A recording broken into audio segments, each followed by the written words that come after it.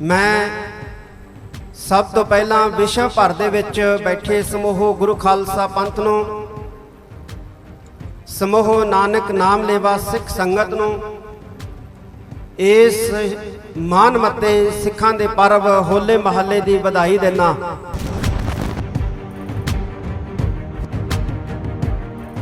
कि राजनीति चाहे धर्म ते हावी होवे, चाहे मीडिया ते हावी होवे, चाहे विद्या संस्थावां ते हावी होवे, चाहे मैडिकल संस्थावां ते हावी होवे, समाज का नुकसान ही नुकसान करदी है।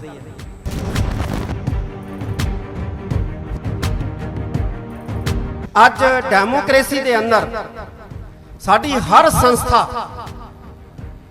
मैं सिखां दी संस्था की गल नहीं करता, मैं देश दियां भारत दियां संस्थावां की गल करदा, सारियां संस्थावां दा दवाला जिहड़ा है वो निकल चुकिया।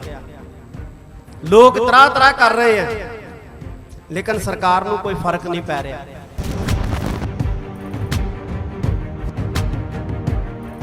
जिस किस्म का माहौल बन रहा है, जे असी गुरु का पल्ला फड़ लईए, गुरु का आसरा लै लईए, गुरु का सहारा लै लईए, फिर ही असी बच सकते हैं।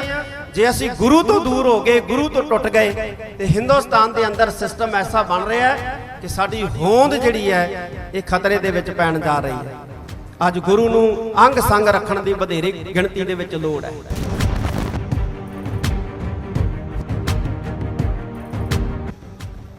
असी देखते हैं किसान अंदोलन चलिया,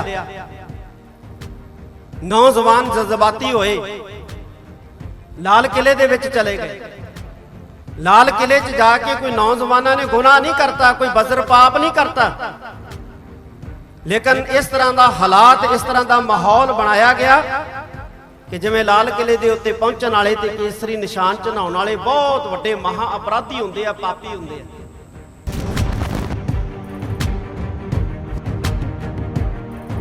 सरकार ने धड़ाधड़ झूठे परचे दर्ज करके उन्होंने नौजवानों को अंदर धक्कना जिहड़ा प्रारंभ कर दिता।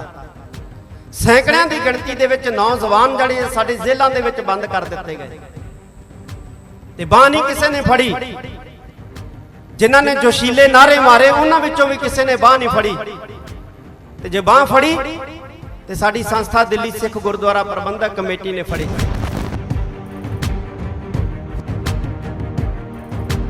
जुग जुग अटल,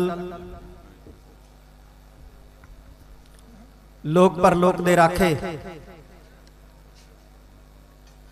चवर छतर तखत दे मालक, दो जहान दे वाली,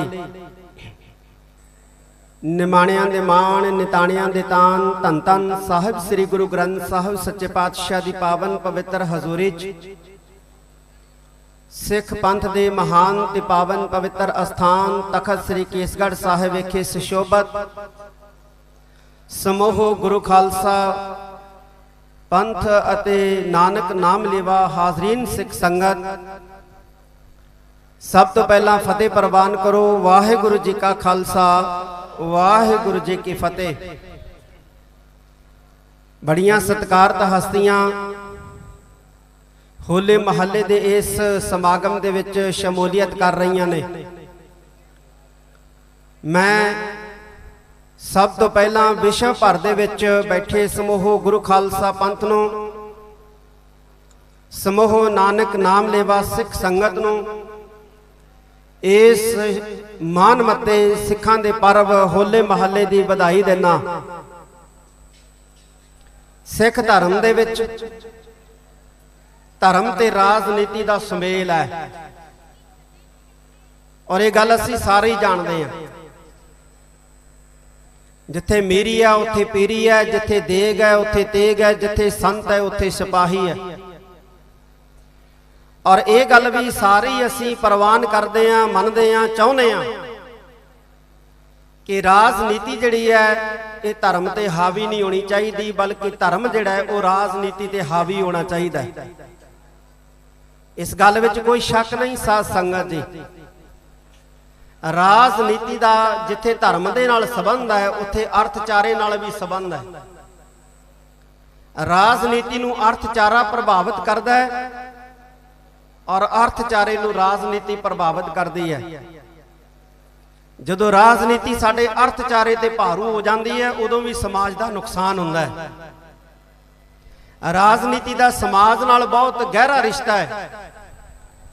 ਜਦੋਂ ਰਾਜਨੀਤੀ ਸਮਾਜ ਦੇ ਉੱਤੇ ਭਾਰੀ ਪੈ ਜਾਂਦੀ ਹੈ, ਹਾਵੀ ਹੋ ਜਾਂਦੀ ਹੈ, ਉਦੋਂ ਸਮਾਜ ਦਾ ਬਹੁਤ ਵੱਡਾ ਨੁਕਸਾਨ ਹੁੰਦਾ ਹੈ। ਅੱਜ ਅਸੀਂ ਦੇਖਦੇ ਹੀ ਹਾਂ ਐਜੂਕੇਸ਼ਨਿਸਟ ਨੇ, ਸਾਡੇ ਵਿਦਵਾਨ ਨੇ, ਜਿਹੜੇ ਵਿਦਿਆ ਦੇ ਮਾਹਰ ਨੇ, ਜਾਂ ਸਾਡਾ ਜਿਹੜਾ ਐਜੂਕੇਸ਼ਨ ਸਿਸਟਮ ਹੈ, ਜਦੋਂ ਇਹਦੇ ਤੇ ਰਾਜਨੀਤੀ ਹਾਵੀ ਹੋ ਜਾਂਦੀ ਹੈ ਸਮਾਜ ਦਾ ਨੁਕਸਾਨ ਕਰਦੀ ਹੈ। ਲੇਕਿਨ ਜਦੋਂ ਸਾਡੀ ਵਿਦਿਆ ਪ੍ਰਣਾਲੀ ਰਾਜਨੀਤੀ ਤੇ ਹਾਵੀ ਹੁੰਦੀ ਹੈ ਸਮਾਜ ਦਾ ਭਲਾ ਹੁੰਦਾ ਹੈ। ਸਾਡੇ ਡਾਕਟਰੀ ਪੇਸ਼ੇਵਰ ਮਾਹਰ ਨੇ, ਜਦੋਂ ਰਾਜਨੀਤੀ ਇਹਨਾਂ ਤੇ ਹਾਵੀ ਹੋ ਜਾਂਦੀ ਹੈ ਸਮਾਜ ਦਾ ਨੁਕਸਾਨ ਹੁੰਦਾ ਹੈ। ਤੇ ਜਦੋਂ ਸਾਡੇ ਮੈਡੀਕਲ ਮਾਹਰ ਜਾਂ ਮੈਡੀਕਲੀ ਵਿਦਿਆ ਜਿਹੜੀ ਹੈ ਇਹ ਰਾਜਨੀਤੀ ਤੇ ਹਾਵੀ ਹੁੰਦੀ ਹੈ ਤੇ ਸਮਾਜ ਦਾ ਭਲਾ ਹੁੰਦਾ ਹੈ। ਮੀਡੀਆ ਦੇ ਉੱਤੇ ਰਾਜਨੀਤੀ ਭਾਰੂ ਹੋ ਜਾਂਦੀ ਹੈ ਫਿਰ ਵੀ ਸਮਾਜ ਦਾ ਨੁਕਸਾਨ ਹੁੰਦਾ ਹੈ। ਮੁੱਖ ਦੀ ਗੱਲ ਕੀ ਹੈ ਕਿ ਰਾਜਨੀਤੀ ਚਾਹੇ ਧਰਮ ਤੇ ਹਾਵੀ ਹੋਵੇ, ਚਾਹੇ ਮੀਡੀਆ ਤੇ ਹਾਵੀ ਹੋਵੇ, ਚਾਹੇ ਵਿਦਿਆ ਸੰਸਥਾਵਾਂ ਤੇ ਹਾਵੀ ਹੋਵੇ, ਚਾਹੇ ਮੈਡੀਕਲ ਸੰਸਥਾਵਾਂ ਤੇ ਹਾਵੀ ਹੋਵੇ, ਸਮਾਜ ਦਾ ਨੁਕਸਾਨ ਹੀ ਨੁਕਸਾਨ ਕਰਦੀ ਹੈ।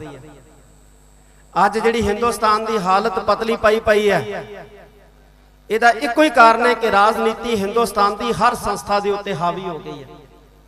ਚਾਹੇ ਉਹ ਅਦਾਲਤਾਂ ਨੇ, ਚਾਹੇ ਉਹ ਪ੍ਰੈਸ ਹੈ, ਚਾਹੇ ਉਹ ਬਿਊਰੋਕਰੇਟਸ ਨੇ, ਚਾਹੇ ਕੋਈ ਵੀ ਅਦਾਰਾ ਹੈ, ਚਾਹੇ ਉਹ ਚੋਣ ਕਮਿਸ਼ਨ ਹੈ, ਕੋਈ ਵੀ ਹੈ, ਉਹਦੇ ਉੱਤੇ ਰਾਜਨੀਤੀ ਜਿਹੜੀ ਹੈ ਉਹ ਇਸ ਕਦਰ ਹਾਵੀ ਹੋ ਗਈ ਹੈ ਕਿ ਸਮਾਜ ਦਾ ਕਚੂੰਬਰ ਜਿਹੜਾ ਹੈ ਉਹ ਕੱਢ ਕੇ ਰੱਖ ਦਿੱਤਾ ਹੈ ਔਰ ਨਿਕਲ ਰਿਹਾ ਹੈ।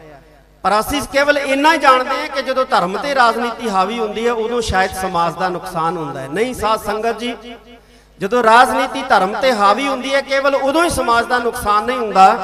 ਰਾਜਨੀਤੀ ਜਿਹੜੀ ਵੀ ਸੰਸਥਾ ਦੇ ਉੱਤੇ ਹਾਵੀ ਹੋ ਜਾਂਦੀ ਹੈ ਉਸ ਸੰਸਥਾ ਦਾ ਇੱਕ ਕਚੂੰਬਰ ਕੱਢ ਕੇ ਰੱਖ ਦਿੰਦੀ ਹੈ। ਚਾਹੀਦਾ ਇਹ ਹੈ ਕਿ ਜਿਵੇਂ ਧਰਮ ਰਾਜਨੀਤੀ ਤੇ ਹਾਵੀ ਰਵੇ ਉਵੇਂ ਸਮਾਜ ਵੀ ਰਾਜਨੀਤੀ ਤੇ ਹਾਵੀ ਰਵੇ, ਸਾਡਾ ਅਰਥਚਾਰਾ ਵੀ ਜਿਹੜਾ ਹੈ ਰਾਜਨੀਤੀ ਤੇ ਹਾਵੀ ਰਵੇ, ਫਿਰ ਸਮਾਜ ਦਾ ਜਿਹੜਾ ਹੈ ਉਹ ਭਲਾ ਹੁੰਦਾ ਹੈ। ਅੱਜ ਡੈਮੋਕ੍ਰੇਸੀ ਦੇ ਅੰਦਰ ਸਾਡੀ ਹਰ ਸੰਸਥਾ, ਮੈਂ ਸਿੱਖਾਂ ਦੀ ਸੰਸਥਾ ਦੀ ਗੱਲ ਨਹੀਂ ਕਰਦਾ, ਮੈਂ ਦੇਸ਼ ਦੀਆਂ ਭਾਰਤ ਦੀਆਂ ਸੰਸਥਾਵਾਂ ਦੀ ਗੱਲ ਕਰਦਾ, ਸਾਰੀਆਂ ਸੰਸਥਾਵਾਂ ਦਾ ਦਿਵਾਲਾ ਜਿਹੜਾ ਹੈ ਉਹ ਨਿਕਲ ਚੁੱਕਿਆ। ਲੋਕ ਤਰਾਹ ਕਰ ਰਹੇ ਆ ਲੇਕਿਨ ਸਰਕਾਰ ਨੂੰ ਕੋਈ ਫਰਕ ਨਹੀਂ ਪੈ ਰਿਹਾ। ਐਸੀ ਪੋਜੀਸ਼ਨ ਦੇ ਵਿੱਚ ਧਰਮ ਨੂੰ ਮਜ਼ਬੂਤ ਕਰਨ ਦੀ ਬਹੁਤ ਵੱਡੀ ਜ਼ਰੂਰਤ ਹੈ, ਧਾਰਮਿਕ ਸੰਸਥਾਵਾਂ ਨੂੰ ਮਜ਼ਬੂਤ ਕਰਨ ਦੀ ਵੱਡੀ ਜ਼ਰੂਰਤ ਹੈ, ਕਿਉਂਕਿ ਧਰਮ ਹੀ ਆਸਰਾ ਬਣਦਾ ਹੈ, ਧਰਮ ਹੀ ਸਹਾਰਾ ਬਣਦਾ ਹੈ। ਜਦੋਂ ਹਕੂਮਤ ਜ਼ਾਬਰ ਜ਼ੁਲਮ ਕਰਨ ਵਾਲੀ ਬਣ ਜਾਏ ਤੇ ਫਿਰ ਹਕੂਮਤ ਦੇ ਜ਼ੁਲਮ ਦਾ ਮੁਕਾਬਲਾ, ਜ਼ਬਰ ਦਾ ਮੁਕਾਬਲਾ ਧਰਮ ਦੇ ਸਹਿਤ ਕੀਤਾ ਜਾ ਸਕਦਾ ਹੈ। ਕਿਸੇ ਨਾਸਤਿਕ ਵਿਚਾਰ ਦੇ ਨਾਲ ਹਕੂਮਤੀ ਜ਼ਬਰ ਦਾ ਮੁਕਾਬਲਾ ਨਹੀਂ ਕੀਤਾ ਜਾ ਸਕਦਾ। ਇਹ ਗੱਲ ਸਾਨੂੰ ਚੇਤੇ ਰੱਖਣੀ ਚਾਹੀਦੀ ਹੈ।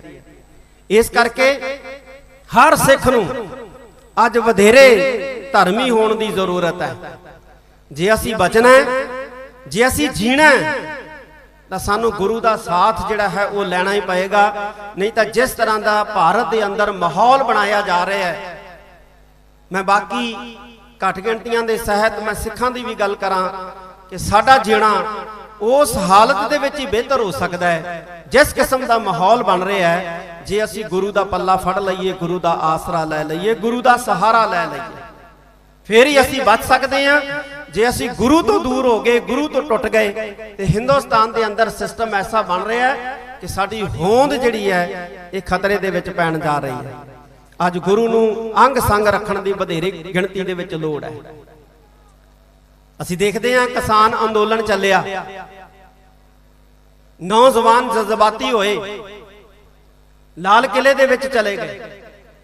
ਲਾਲ ਕਿਲੇ 'ਚ ਜਾ ਕੇ ਕੋਈ ਨੌਜਵਾਨਾਂ ਨੇ ਗੁਨਾਹ ਨਹੀਂ ਕਰਤਾ, ਕੋਈ ਬਜ਼ਰ ਪਾਪ ਨਹੀਂ ਕਰਤਾ, ਲੇਕਿਨ ਇਸ ਤਰ੍ਹਾਂ ਦਾ ਹਾਲਾਤ, ਇਸ ਤਰ੍ਹਾਂ ਦਾ ਮਾਹੌਲ ਬਣਾਇਆ ਗਿਆ ਕਿ ਜਿਵੇਂ ਲਾਲ ਕਿਲੇ ਦੇ ਉੱਤੇ ਪਹੁੰਚਣ ਵਾਲੇ ਤੇ ਕੇਸਰੀ ਨਿਸ਼ਾਨ ਚੜਾਉਣ ਵਾਲੇ ਬਹੁਤ ਵੱਡੇ ਮਹਾ ਅਪਰਾਧੀ ਹੁੰਦੇ ਆ, ਪਾਪੀ ਹੁੰਦੇ ਆ। ਸਰਕਾਰ ਨੇ ਧੜਾ ਧੜ ਝੂਠੇ ਪਰਚੇ ਦਰਜ ਕਰਕੇ ਉਹਨਾਂ ਨੌਜਵਾਨਾਂ ਨੂੰ ਅੰਦਰ ਧੱਕਣਾ ਜਿਹੜਾ ਪ੍ਰਾਰੰਭ ਕਰ ਦਿੱਤਾ। सैकड़ियां की गिणती दे विच नौजवान जिहड़े साडे जेलां दे विच बंद कर दिते गए ते बांह नहीं किसी ने फड़ी। जिन्हां ने जोशीले नारे मारे उन्हां विचों भी किसी ने बांह नहीं फड़ी ते जे बांह फड़ी ते साडी संस्था दिल्ली सिख गुरुद्वारा प्रबंधक कमेटी ने फड़ी। बोले सो निहाल। सैकड़े नौजवानों नूं जेल दे विचों बाहर कढ़ा के लिआंदा। इस करके अज बहुत वड्डा सानू सोचण ते समझण दी जरूरत है। जे साडीआं संस्थावां मजबूत होणगीआं ते साडी ये राखी करनगीआं, पर संस्थावां नूं मजबूत करन वास्ते सानू इन्हां दी राखी करनी पएगी, इन्हां दी पहरेदारी करनी पएगी। असी संस्थावां दी पहरेदारी करनी है, फिर संस्थावां साडी पहरेदारी करनगीआं। असी एक दूसरे दे पूरक बनना है। मैं एक बारी फिर होले महल्ले दियां आप सारियां संगतां नूं बहुत बहुत बधाई देना। इत्थे मानयोग सिंह साहिब ज्ञानी जगतार सिंह जी मुख ग्रंथी सचखंड श्री हरमंदर साहिब जी सुशोभत ने। मानयोग सिंह साहिब ज्ञानी रंजीत सिंह जी गौहरे मस्कीन जथेदार तख्त श्री हरमंदर साहिब पटना साहिब सुशोभत ने। और मानयोग सिंह साहिब ज्ञानी रघबीर सिंह जी जथेदार तख्त श्री केसगढ़ साहब। मैं सारी संगत सहित इन्हां सत्कारत शख्सियतां दा बहुत बहुत धन्नवाद करदा। एक बारी फिर होले महल्ले दियां समूह गुरु खालसा पंथ नूं बहुत बहुत बहुत बहुत बधाइयां। वाहिगुरू जी का खालसा, वाहिगुरू जी की फतेह।